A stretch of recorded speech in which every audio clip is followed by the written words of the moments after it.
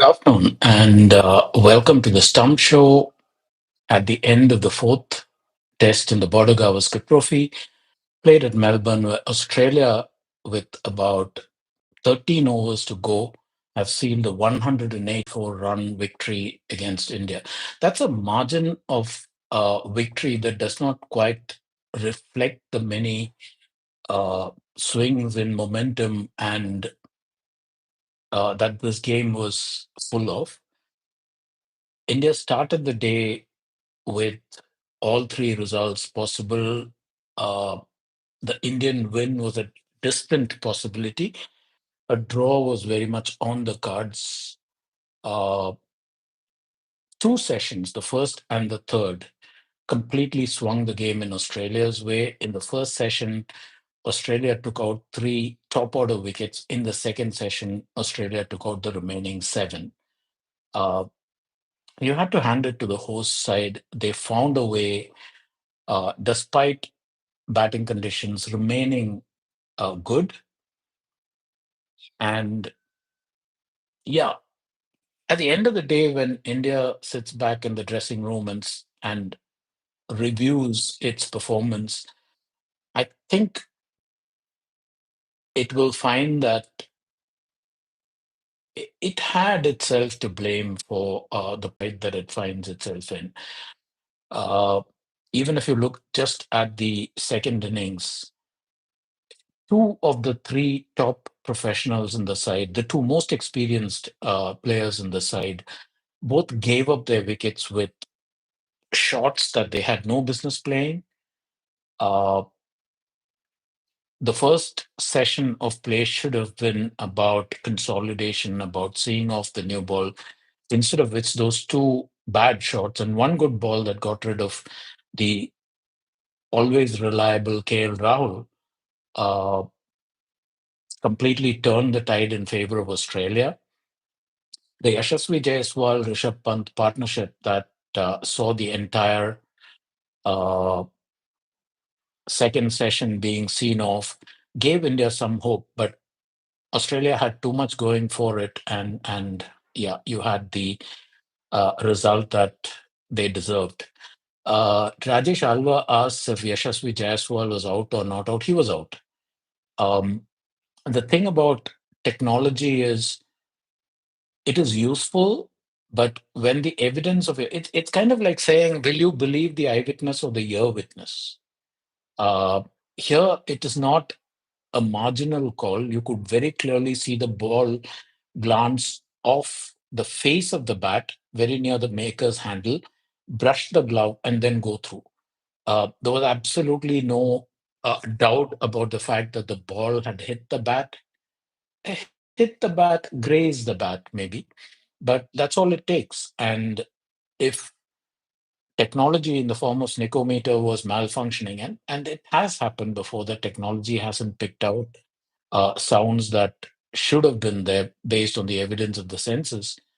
Uh, well, I mean, I was pleasantly surprised that the third umpire took the pragmatic call and went by the visual evidence, put it that way.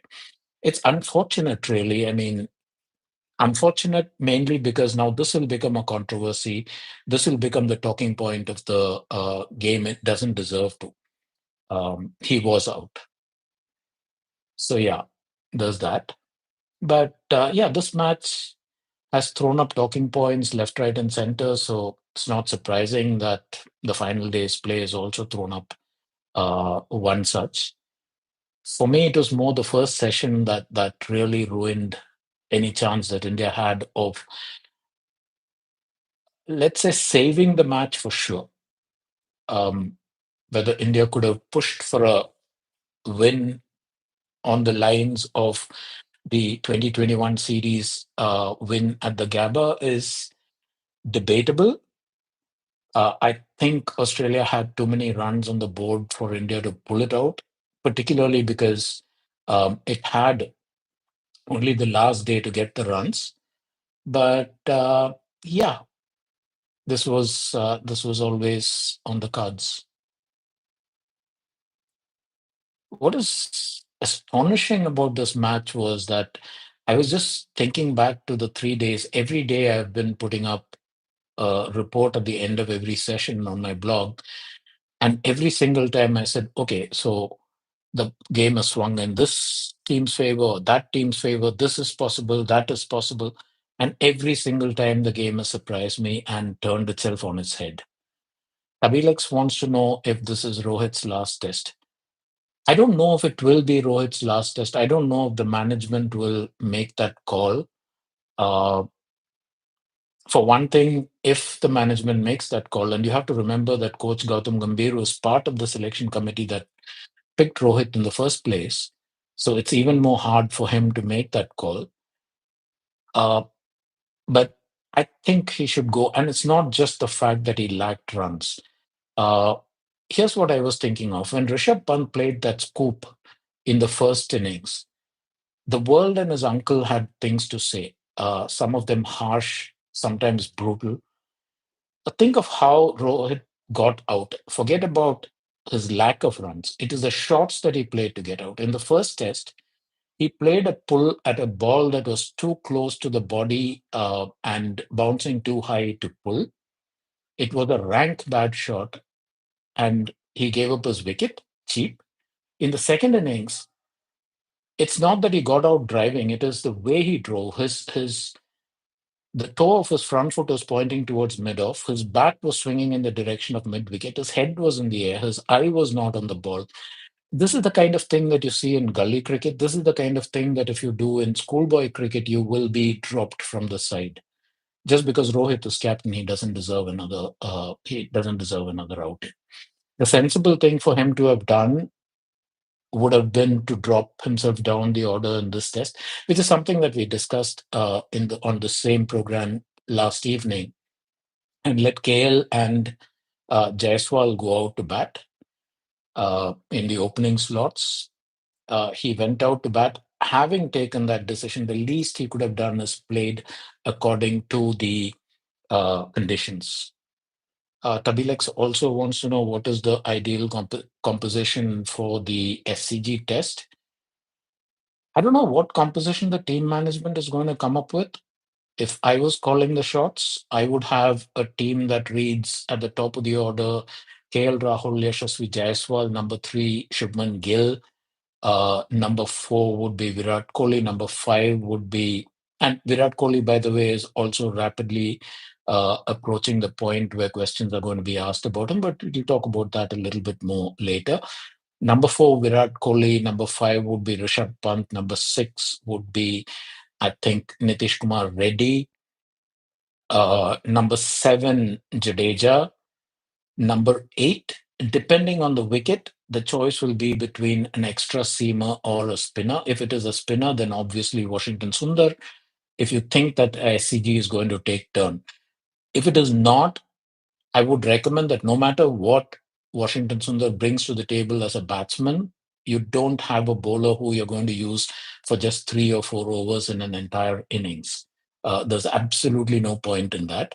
You far rather have a specialist seamer in place, in which case you bring in Nitish Rana in that position. Then you have the thing is, Akash Deep hasn't done badly at all. He didn't get wickets, but that's a different question altogether. He bowled excellently well. He supported Bumrah throughout this, particularly in the second innings. I think maybe the choice is dropping Siraj and bringing in Prasidh Krishna. Bumrah obviously being number 11 or number 10, number 11, whichever. Rajesh Alva wants to know, is it time for Rishabh Pant to change his approach for Test cricket? No. Rishabh Pant has a role to play in this. That's a bit like asking what, I mean, sometime back you could have asked, is it time for Virendra Sehwag to change his approach? The point is, you do need these batsmen who will turn games in your favor. Uh, and when you pick such a batsman, a maverick, if you will, then you have to budget for the fact that it is a high risk approach and there will be times when he will not be able to deliver.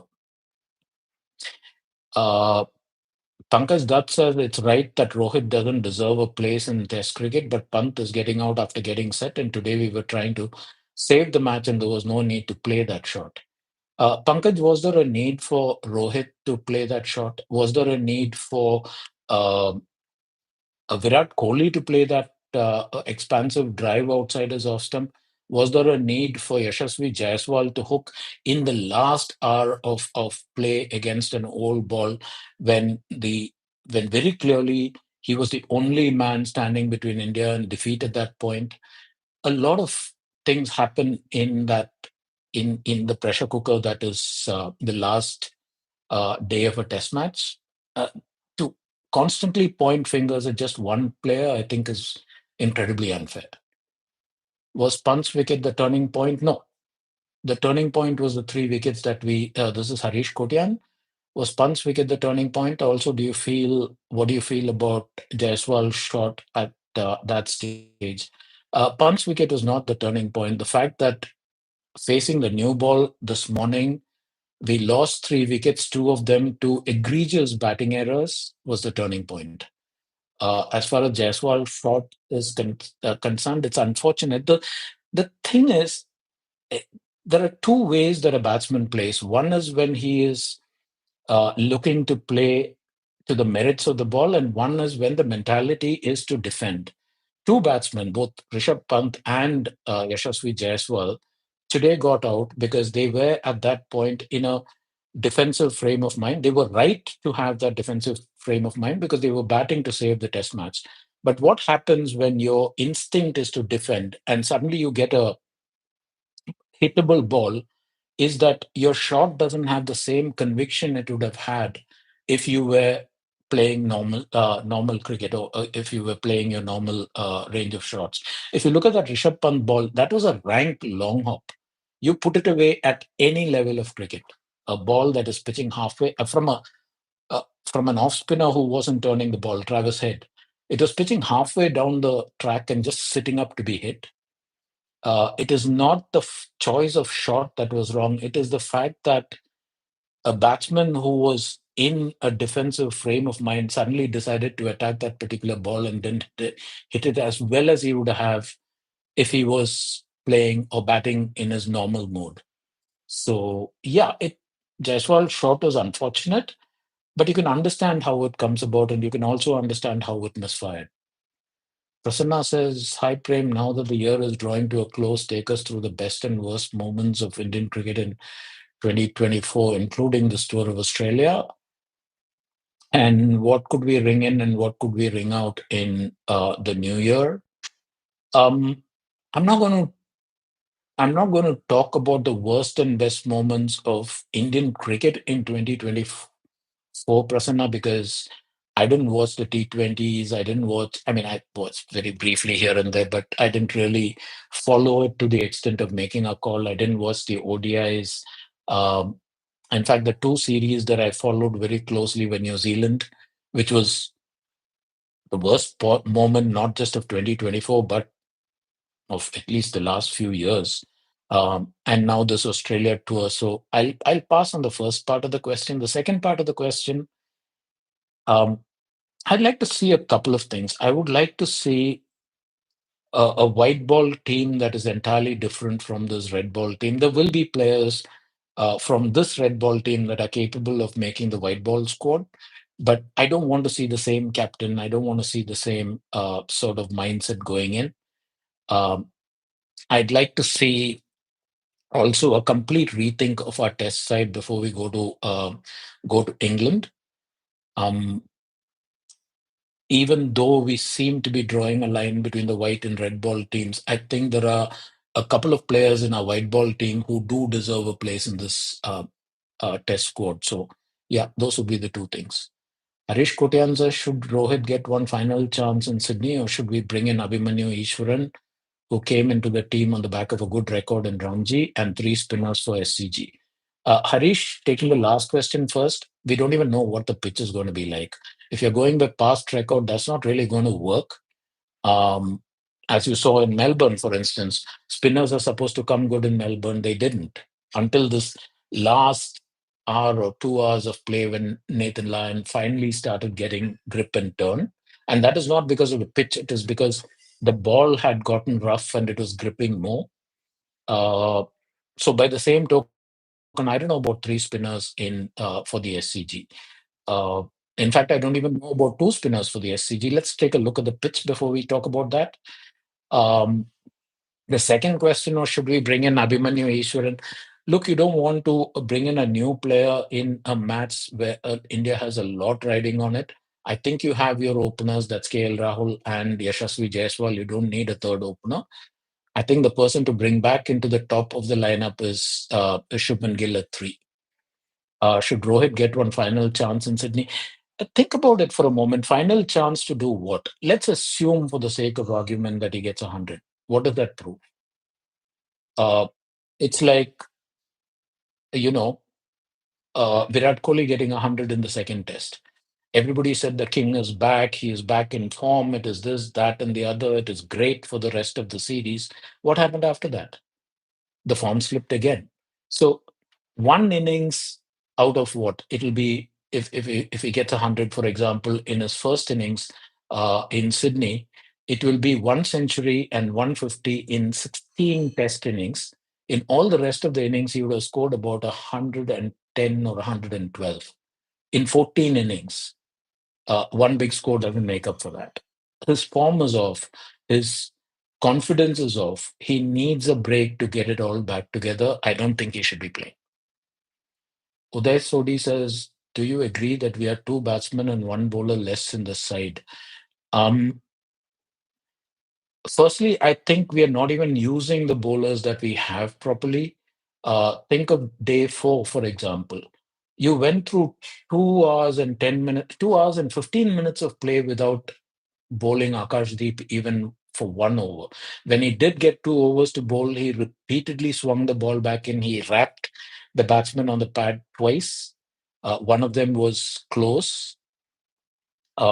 Washington Sundar, you have him there as a bowler who strengthens the batting. You use him for what, 3 overs, 4 overs in this entire innings? Uh, and you make Jasprit Bumrah bowl 9 different spells to the point where he looked visibly exhausted in the last over that he bowled on day four. Uh, so there is that as far as the bowling is concerned. It's not the number of bowlers that we're talking about; it is how well you use our bowlers, and we've just not been good at that. As far as two batsmen are concerned, yeah, we have two senior professionals who are not delivering.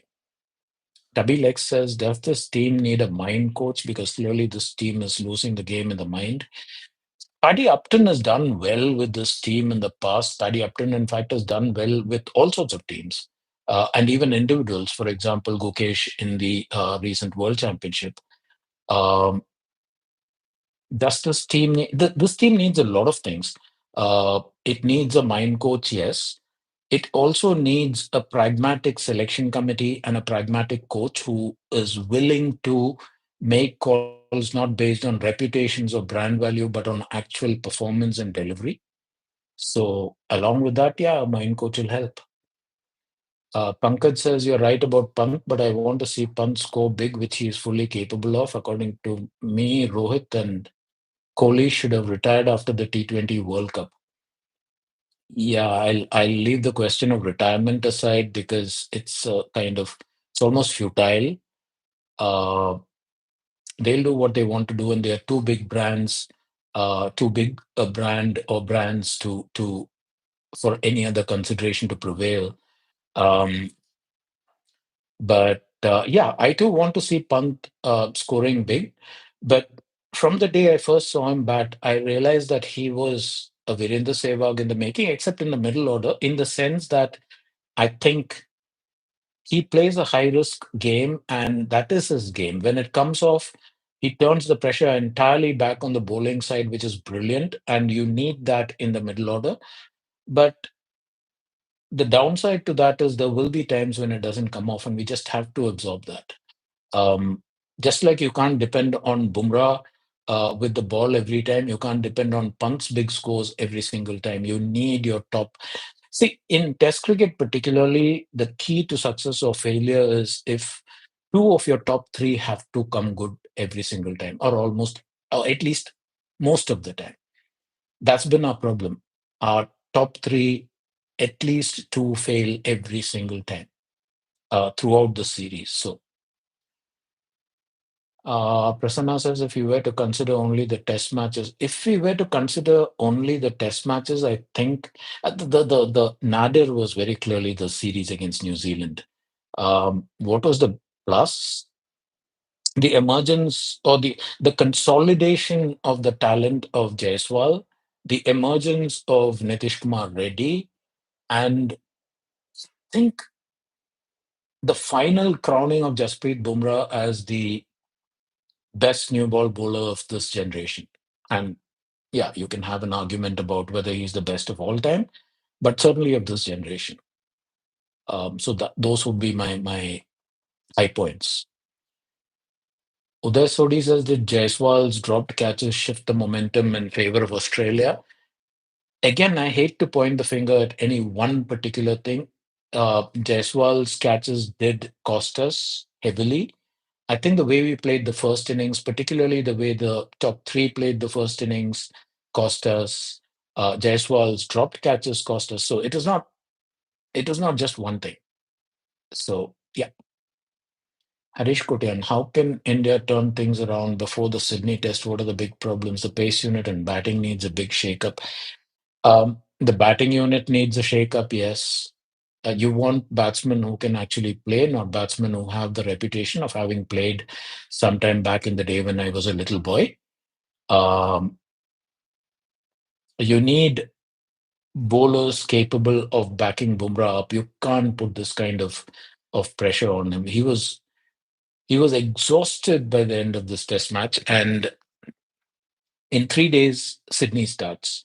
There's not enough time to recover, and that includes travel, by the way. So it's not like you can just put up your feet. You have to travel, and then you have to practice because the conditions are going to be different again. This is an incredible burden to place on a real superstar. You don't want him breaking down, and he is dangerously close to breaking down at this point. We also have to remember that he is not all that long back after recovering from a surgery that almost put him out of the game. Uh, I don't know what the Indian think tank is thinking outside of the ground, and I don't know what the captain is thinking on the ground to keep repeatedly tossing the ball to him and asking him for one more over and one more over. That's just untenable. So yeah, Rajesh Alva, does India need to make a huge change to beat Australia on the fifth test? Not a huge change, I think, but look, players who are picked to bat will have to bat and deliver. You can't keep saying we will bat until number eight. The point is, you want your last four, maybe your last five, to actually bowl well and get you wickets. The runs they get you with the bat are bonus. Um, Definitely, your four frontline bowlers have to be picked because they take wickets, not because they give you a few runs here and there. Uh, the reason why we are picking such players is because we don't trust our batting. That means the problem is with the batting, not with the bowling. Bowling does have its share of problems, but the bowling is under pressure because they're not getting enough runs to bowl against. Prasanna says, if you haven't already answered this, what is the turning point of the match that we lost today? The turning point today was the early dismissal of Rohit and also the dismissal of Virat Kohli in the first phase. I don't know if you were here yesterday when we were discussing this, and somebody asked me uh, how I thought India should approach the game. And I said it all depends on just one thing, and that is how we play against a new ball. If we don't give wickets, or at least if we give a maximum of one wicket against the new ball in the first 20-25 overs, we have a very good chance of drawing the game. And if luck goes our way, we could even have pushed for a win, or we could have at least scared the daylights out of Australia. But it all depended on how you played that first three. And two irresponsible shots, I think, completely turned the game in Australia's favor.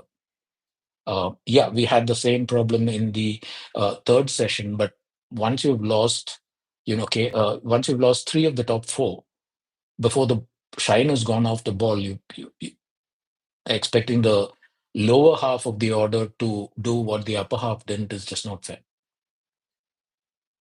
Anand Tyagarajan says, do you think Arshdeep fits into the scheme of things? Oh, absolutely. Uh, it's a complete change of line and length and all of that, right? Uh, and he is a damn good bowler, so uh, yeah, he does. Shouldn't Ajit Agarkar cop some of the blame for this debacle not picking Arshdeep, for instance, going to Australia without a left arm quick? Yes. Uh, we've got much of a muscle, particularly if you look at the three bowlers that they did pick, Nitish Rana, Akashdeep, and Prasidh Krishna for that matter, are all hit the deck bowlers who, yeah, they get the ball to move around a little bit off the seam, but they're predominantly quick bowlers who rely on bounce and line for uh, their effectiveness, which basically means that you've got much of a muchness. If you replace Akash Deep with Nitish Kumar Rana, you're not getting something remarkably different. Uh, a left arm quick bowler, particularly one who can swing the ball both ways, which Arshdeep does so very well, would have been such an asset. And talking of Ajit Agarkar copying some of the blame, he and his fellow selectors, and I've been saying this from the first test onwards, for for picking an out of form batsman and naming him captain, which puts him in a cannot be dropped situation. Uh, that alone is blame enough for those for the selectors, and then there is all the rest of it. Tajuddin Abdul says that team cannot last for a single day. Big problem in batting. Absolutely big problem in batting. It's always hard to uh, play on the fifth day with a big target in front of you. There was some discussion I noticed both in the commentary box and also in the uh, uh, even in this in yesterday's edition of this show about Australia batting on till close of play and again batting this morning. This is what Australia was trying to do. They were not just trying to put up a total; they were trying to put time pressure on Indians. They were telling the Indians that you have to score 340 and you only have 92 overs to do it, which means that India from the beginning could never think in terms of winning. They had to think in terms of saving the match. That puts the team in a defensive mindset. And look, against a bowling attack of this quality, if your intent on defending uh, as much as you can, sooner or later a ball is going to come along that gets your wicket. So it was a shrewd move. It could have backfired if say, for instance, that I mean, at least one of the other top three had lasted for a bit longer, or if the Pant Jaiswal partnership had extended for even a half hour longer, things could have changed. But I thought Cummins timed everything perfectly. Even if the wicket, the last two wickets hadn't fallen when they did, between them, Washington Sundar, Jasprit Bumrah, and Mohammad Siraj would have had to survive 12 overs with the second new ball. So, yeah, I thought his calculations paid off, and Cummins' calculations paid off brilliantly. Harish Kotian says, is Kohli's problem more in the mind? He would do well to take a cue from Sachin's knock at Sydney 20 years ago when he showed great patience and didn't play a single cover drive in his 214. Yeah, that is one thing. In the first innings, in fact, he very consciously cut out the cover drive, except for one shot, I think, where the ball was in line with or just outside the off stump and therefore more within his reach.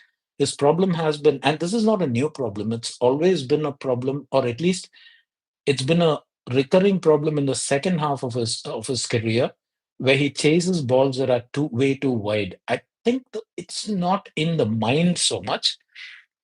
The mind part is that Kohli hasn't realized that he cannot dominate the way he did earlier. But the reason he can't dominate, I suspect, and sooner or later you're going to find some analyst slowing the footage down and pointing this out. I suspect that Kohli's eye is diminishing just a little bit. It doesn't take much at this level. What that means is that you're picking the line and length a fraction later than you otherwise would. And when that happens, you're just that fraction later into the shot. Look at a lot of his dismissals. He's not meeting the ball just beside him when he's playing that cover drive. Forget about the fact that he's driving at balls that are fifth stump, sixth stump. That is one part of the problem. The other part of the problem is that he is meeting the ball before the bat has actually gotten into that optimal position by a fraction. But in cricket, that's the difference between the edge and the middle of the bat. I think there is a problem with his eyesight. In fact, again, because Sehwag's name came up earlier today, it was beginning to remind me of the end phase of Sehwag's career, where his eye was visibly going and therefore he was fractionally late into his shots. Pankaj says, isn't this selection committee like that World Cup when India selected a 3D player, whereas originally selected players never got a chance? Here too, Sarfaraz is just a traveler, whereas Padikkal once got into the 11. Yeah, at this point, we did talk about the selections, and I'm not entirely comfortable with several of the selections that have been made. Uh, but all said and done, look, the 11 who are representing India do have ability. Whether somebody who's not picked has more ability or not is a different question.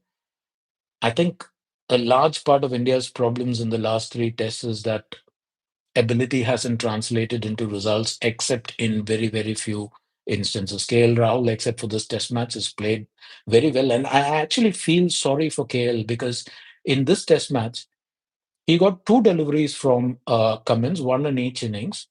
That would have gotten most batsmen out. The first innings, that ball, that Jaffa, that Cummins bowled to KL Rahul would have taken out anybody up to and including the likes of Sachin Tendulkar. The second innings, again, look at that ball. It was on length and it was climbing when it got to Rahul, and it was so close to the stumps that he initially had to come, he had to play at it. it I mean, for a class batsman, that's a double dose of bad luck. But yeah, a lot of the others haven't delivered up to potential. Most of the bowlers haven't. Uh, Jadeja is supposed to be a wicket-taking bowler. Um a bit more. He's supposed to be a wicket taking bowler who can take the pitch out of the equation because he does bowl on hard tracks as well and does well or used to do well. Suddenly his bowling has tailed off and his batting has become the focus. So increasingly we have a Washington Sundar who we don't bowl at all and he's there to bat. We have a Jadeja who's now more of a batting all-rounder than a bowling all-rounder. And that basically means that we have two relatively new quick bowlers to support Jasprit Bumrah. So I'm not at this point fussed about the fact that Padikkal got a chance and Sarfaraz didn't get a chance and all of that.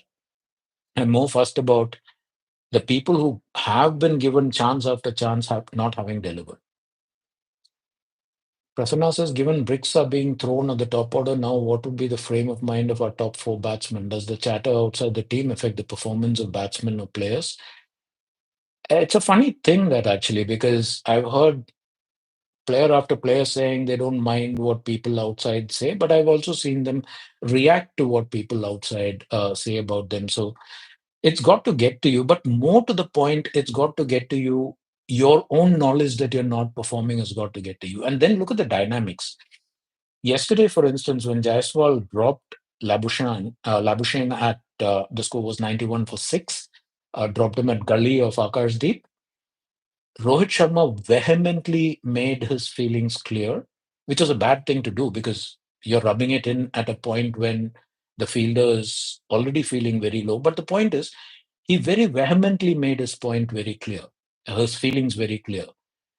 How do you think Jaiswal feels today when he is standing at one end and sees Rohit playing a shot that if Jaiswal had played it, we would have been banging on about it right now?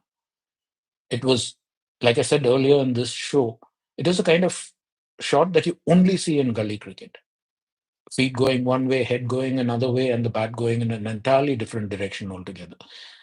Uh, how's Jaiswal supposed to feel? Uh, would he be human to think, okay, you can criticize me for dropping a match, just what did you do right now? And if that is how you think about your captain, I'm not saying that's how he thinks, but I'm saying, yeah, as a human being, you can't help that thought getting into your head. You can't help feeling a bit put upon because you are copying flack, but others aren't. So, or even the Kohli drive, right? So, yeah, um, chatter outside. I think the batsmen increasingly are showing signs of feeling the pressure from knowing that they're not delivering. It's a very, very important series. They all know what is riding on it, and they know they haven't delivered. They know that they have let the team down repeatedly, and particularly when you let the team down with bad shots, I think it's going to prey on you to a considerable extent. Ashish Narsale says, is T20 cricket ruining the ability of players to perform in test matches? Are players becoming overly aggressive, trying to play at every ball? Funnily enough, we have a T20 team, most of whom are not represented in this test team. I don't think T20 cricket is ruining the ability of players to perform in test matches. Quite a few players have done excellently well in all three forms of the game, for that matter.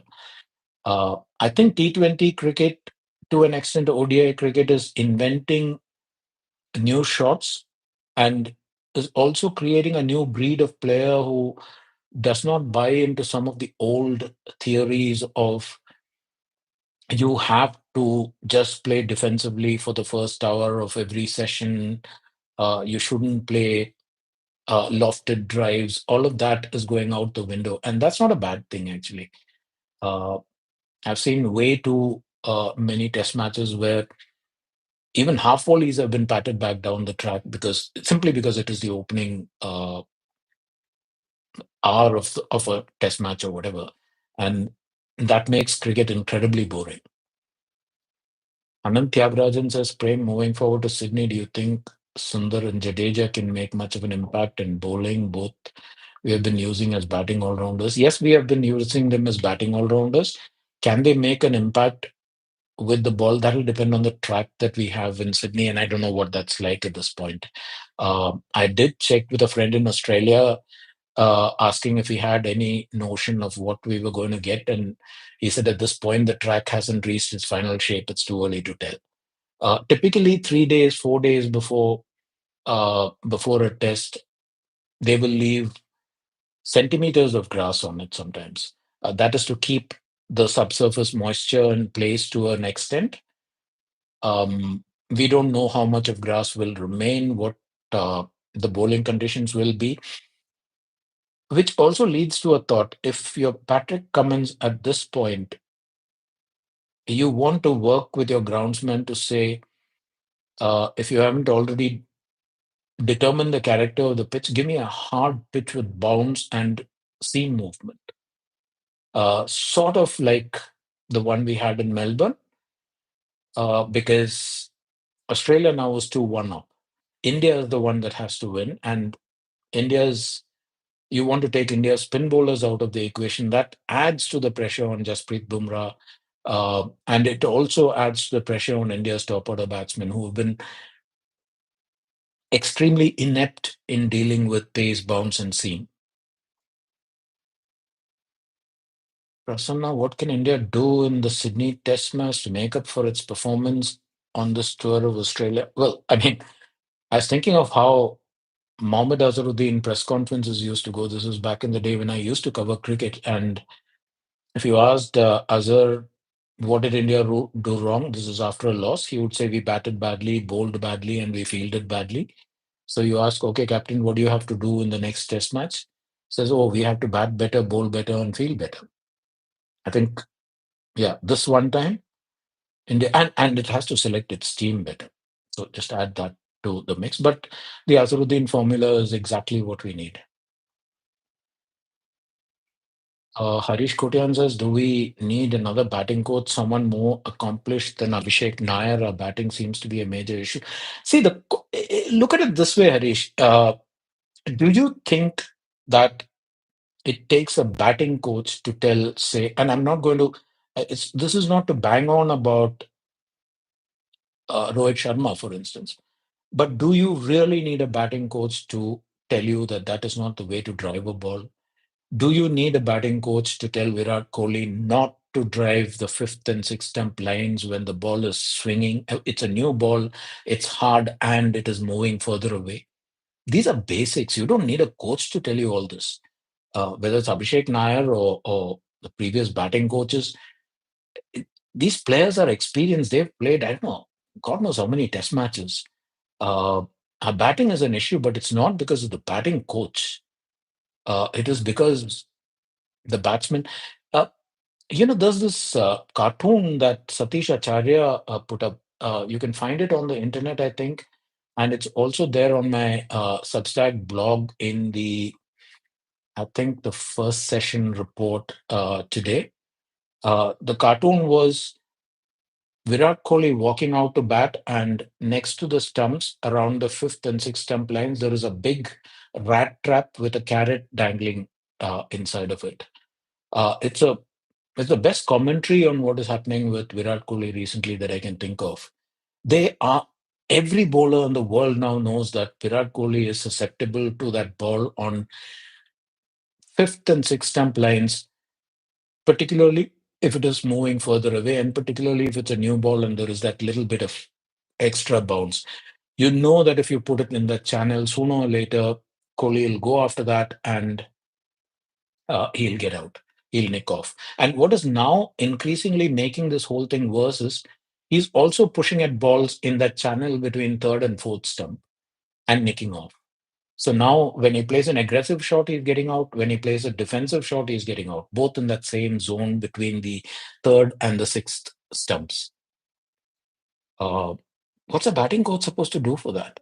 Anyone can tell him. You could tell him that, look, dude, don't. At least until your eye is set and unless the ball is actually drivable. The other thing that you notice about Virat Kohli's drives, the ones where he gets out on, is to drive well, particularly the cover drive, when you're playing with the bat away from the body, you need to get as close to the ball as possible. Every single time Kohli has fallen into the drive in recent times, he has been reaching. His bat and body are far apart, and that means you cannot control that shot. I know that when Kohli was younger and say about 2, 3, 4 years back, he was regularly hitting that. But yeah, that is when his eye is clear and he's picking up the line and the length much faster. That has changed. You have to make allowance for the fact that you slow down both in terms of your eyesight and also in terms of your uh, muscle memory as you get older. And he's not making that adjustment at all. Aslam Hunani says, my view is that it's always been difficult to best Australia and Australia. Same goes with India and India, but some heads need to roll when it comes to foreign tours. Aslam, the thing though is we won the last three series, right? We won the 2021 series when we had no business winning it, because by the time we got to the fifth test, we were one injury away from the coach having to put on pads and come out and bat and bowl. There was almost nobody left standing, and even the players who were playing, some of them were carrying injuries. Despite that, we won. So it's not been difficult. In fact, the problem that Australia is having now is that it's more than 10 years since they managed to beat India, either in India or in Australia. If you think back to before the start of the series, I remember there was this press conference where Pat Cummins was asked what his expectations from this tour were, and his answer was, uh, I want to win the Border Gavaskar Trophy because that is the last major accomplishment that we need for this team, that this team needs in order to seal our legacy. They won pretty much everything else. They won a World Test Championship. They won the ODIs World Championship. They won the T20 World Championship. The one stumbling block, or the one thing that they haven't been able to accomplish during the period when the bulk of this team has been together, you're talking of Cummins, Stark, Hazelwood, um, yeah, David Warner until recently, but Warner and quite a few of the others, Travis Head more recently, uh, is beating India. Whether they beat India India or beat India in Australia. They just haven't managed to beat India, and they badly want that. But that also tells you that it's not impossible to beat Australia in Australia.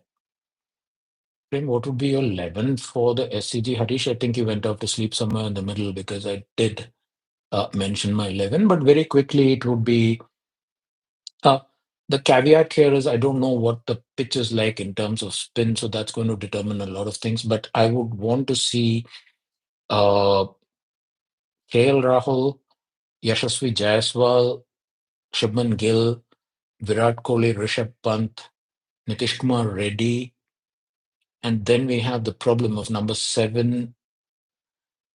If it's a turning track with bounce, funnily enough, I would prefer Washington Sundar to Ravindra Jadeja.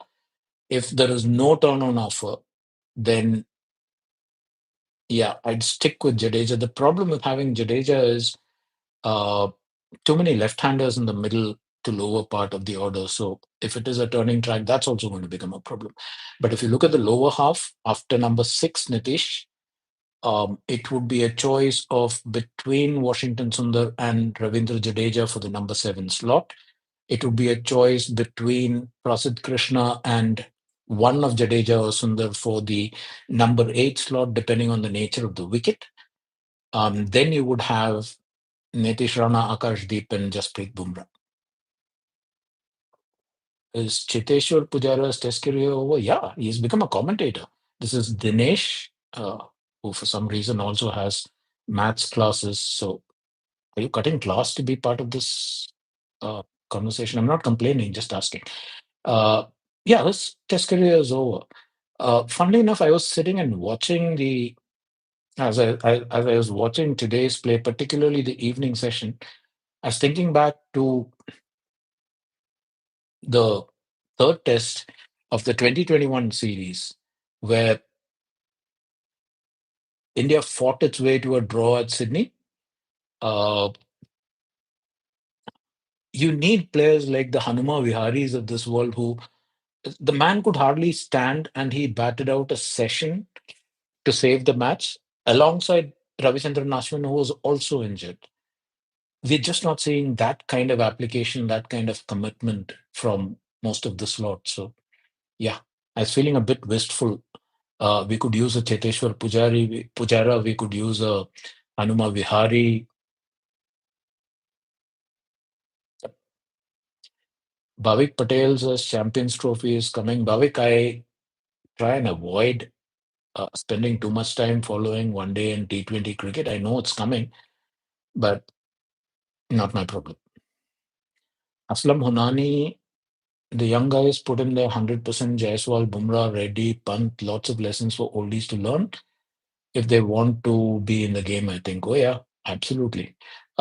Which is why I made the point about if the captain can visibly be displeased with a young player for dropping a catch and then go out and play a stupid shot. It's I don't know. Uh, but yeah, the young ones have done as much or more as they possibly could. I think the only exception so far to that rule is Shubman Gill. Uh, every single time he's come out to bat, he's looked incredibly good. Uh, it wouldn't be a stretch to say he's looked the most fluid of the players that we've had. Um, he's looked good on the front foot. He's looked good on the back foot against seam, against bounce. And he gets to these nice, uh, pretty looking 20s and 30s and then just plays shots that he should be spanked for. Uh, 3 times that I recall he was out playing stupid shots to half volleys. Uh, his talent is way, way better than his return so far. And I think he needs a little bit of hunger. He needs a little bit of, determination to make the more of his very obvious talent. But by and large, yeah. And to that list that you posted there, Aslam, you can also add Nitish Kumar Reddy. He's done really, really well. Mm, and if there is nothing else, can we call it a day?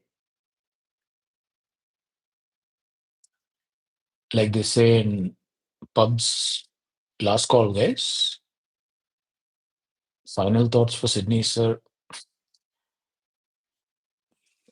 I keep wishing that we had somehow hung on uh, today and drawn this, because you could have then gone to Sydney knowing that a win or a draw gives you a chance to retain, I mean, puts you in pole position to retain the Border Gavaskar trophy.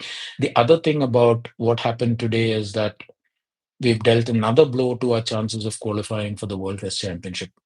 From here on, all our chances depend on how Australia plays against Sri Lanka in the series that follows after this one. Australia and Sri Lanka determining our fate. We had a chance to uh, take our fate into our own hands, and we abdicated that chance. Now the only thing left is, and you're going to Sydney knowing that a draw will end up losing the BGT. You've got to win in Sydney, and for a team that is underperforming, for players who are already uh, underperforming and under pressure, it's going to be a huge amount of pressure. And I don't know. I hope uh, India has the resilience and the self belief to pull this off. I'd love to see that happen. And yeah, fingers crossed. Thank you all. This has been fun, and we'll start doing this again 3 days from now when we head into the fifth and final test at Sydney. Adios, all. Take care.